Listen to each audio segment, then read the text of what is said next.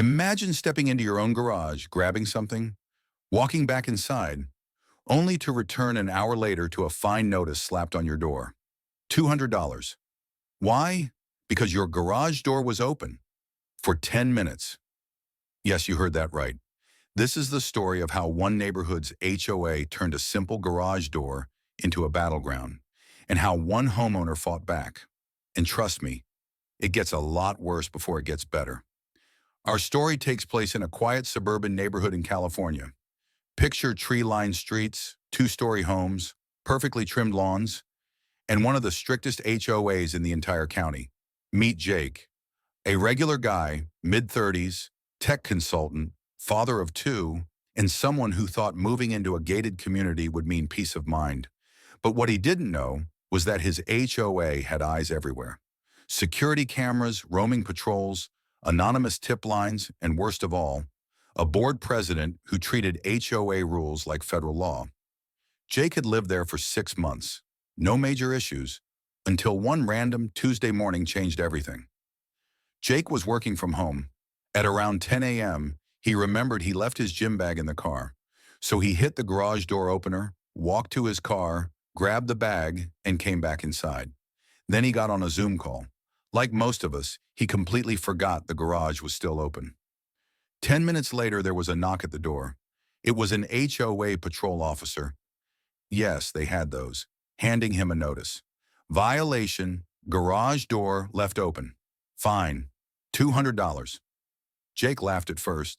He thought it was a joke, but the patrol officer didn't smile. He simply pointed at the HOA handbook, highlighted in neon yellow. Garage doors must remain closed when not in active use. First offense, $200 fine, no exceptions. Now Jake's no rule breaker, but this felt ridiculous. He didn't throw a party.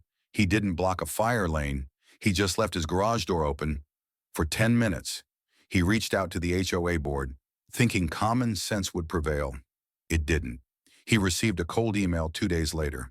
Your appeal has been denied. All fines are final.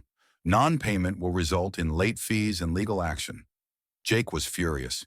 He started talking to neighbors and realized he wasn't alone. One couple was fined for having their trash bins visible from the street for just one afternoon.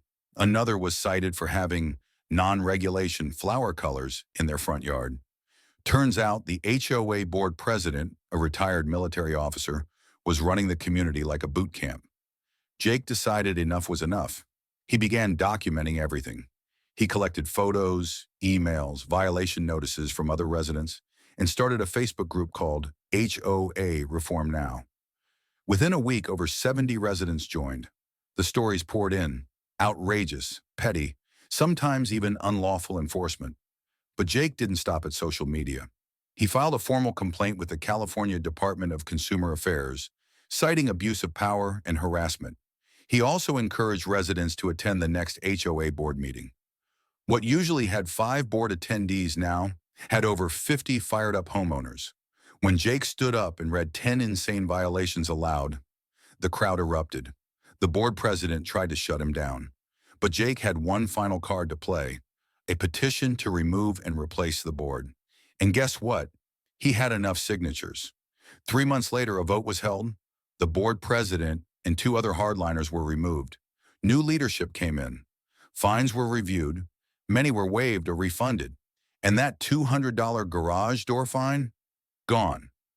Jake's small stand had turned into a full-on movement. The HOA didn't disappear, but it became reasonable, fair, and, most importantly, human. Crazy, right? All over a garage door. If you think this was wild, wait until you hear what happened to a woman who was fined for watering her plants during the wrong hours. That story's coming up next, so make sure you subscribe, hit the like button, and comment below. What's the pettiest fine you've ever seen from an HOA? And if you've got your own HOA horror story, email us. We might feature yours in an upcoming video. Because sometimes the scariest villains aren't in movies. They're in your neighborhood.